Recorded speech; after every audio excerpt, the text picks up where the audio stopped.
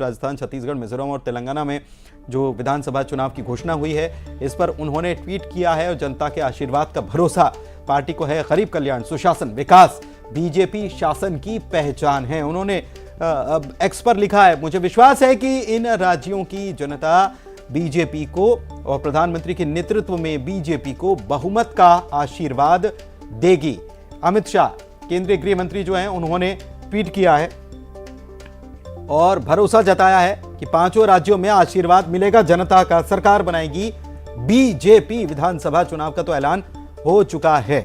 हमारे साथ गेस्ट जो हैं वो लगातार जुड़े हुए हैं और एक बार फिर से अभिषेक शुक्ल अगर उन तक आवाज पहुंच रही है तो हम जाएंगे उनके पास और उनसे बात करेंगे, क्योंकि बात जो हो रही थी वो आम आदमी पार्टी की भी हो रही थी, लेकिन इस बीच जनता के आशीर्वाद का भरोसा जता रहे हैं केंद्रीय गृह मंत्री अमित शाह और उन्होंने इसको लेकर ट्वीट किया है और उन्होंने कहा है कि हमें पांचों राज्यों में बहुमत मिलेगा। प्रधानमंत्री नरेंद्र मोदी की अगुवाई में जो सरकार चल रही है लोग उससे निश्चित रूप से उसके काम को पसंद कर रहे हैं और इसी काम की बदौलत पार्टी जो है उसको जीत हासिल होगी पांचों चुनाव में।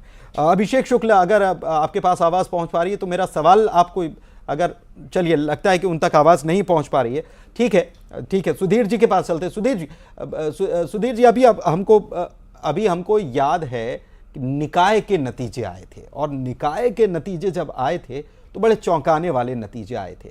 आम आदमी पार्टी ने भी अपनी मौजूदगी मध्य प्रदेश में दर्ज करा दी और एक महापौर बना लिया, तो दूसरी तरफ AIMIM जैसे जो दल हैं वो भी यहां पर मध्य प्रदेश पहुंच चुके हैं और अपने पार्षद बनवा चुके हैं और मौजूदगी भी दर्ज करवा चुके हैं। किसे ये दो जो लोग आए हैं, और भी नए आ रहे हैं, लेकिन ये दो जो हैं ये किसे नुकसान फायदा क्या कुछ पहुंचाने वाले हैं इस चुनाव में?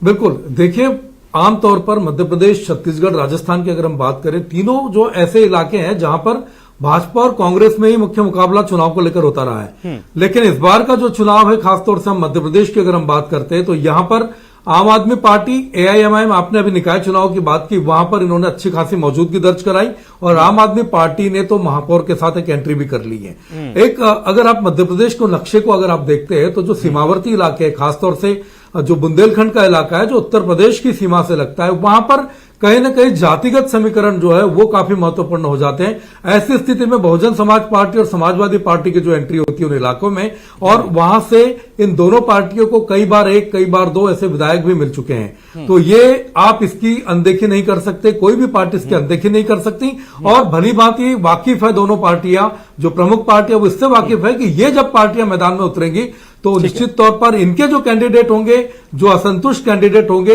और जो जातिगत समीकरण वाले कैंडिडेट होंगे, उन पर भी इन पार्टियों की नजर रहेंगी। अगर उस सीमावर्ती इलाके में हम बात करते तो बुंदेलखंड का जो इलाका है वहां पर उत्तर प्रदेश की सीमा लगती है। हम रेगांव सीट की बात करते हैं, हम छतरपुर जिले की बात करते हैं, टीकमगढ़ जिले की बात करते हैं। तो ये जो इलाके काफी महत्वपूर्ण पार्टियों के काफी महत्वपूर्ण। और जिस बात का आप जिक्र कर रहे थे, बसपा और गोंगप्पा, गोंडवाना गणतंत्र पार्टी, ये भी हाथ मिला चुके हैं और ये भी मध्य प्रदेश, छत्तीसगढ़ दोनों जगह हाथ मिलाकर चुनाव लड़ने वाले। बहुत शुक्रिया आप सभी मेहमानों का चर्चा में शामिल होने के लिए। और चुनाव तिथि की घोषणा होते ही कांकेर जिला प्रशासन की कार्रवाई शुरू हो गई है।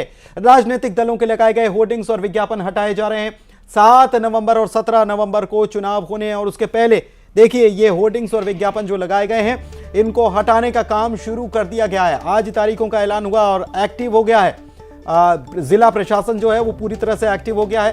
कांकेर जिला प्रशासन ने कार्रवाई शुरू कर दी है। चुनाव तिथि की घोषणा होते ही ये चुनाव राजनीतिक दलों के जो होर्डिंग्स हैं, बैनर्स हैं, पोस्टर्स हैं, जो कई जगह स्लोगन्स लिख दिए जाते हैं, उन सबको हटाने का काम जो है अब शुरू कर दिया गया है।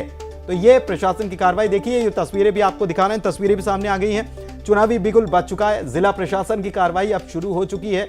अपने तरीके से जिला प्रशासन जो चुनाव आयोग की तरफ से जो नियम कायदे तय हैं, अब वैसे ही पूरी तरीके से काम शुरू हो जाएगा और हो चुका है। एक्शन में प्रशासन आ चुका है। तो ये तस्वीरें आपको कांकेर से हम दिखा रहे हैं। चुनावी बिगुल बज चुका है। मध्य प्रदेश 17 नवंबर, छत्तीसगढ़ 7 नवंबर, 17 नवंबर। छत्तीसगढ़ में 7 नवंबर को पहला फेज, 20 सीटों पर चुनाव। 17 नवंबर को दूसरा फेज, 90 सीटों पर चुनाव। नतीजे 3 दिसंबर को आने वाले हैं और 5 तारीख तक प्रक्रिया पूरी हो जाने वाली है चुनाव की। और इसी के साथ यहां वक्त एक छोटे से ब्रेक का हो चला है, जल्द लौटेंगे, आप बने रहिए।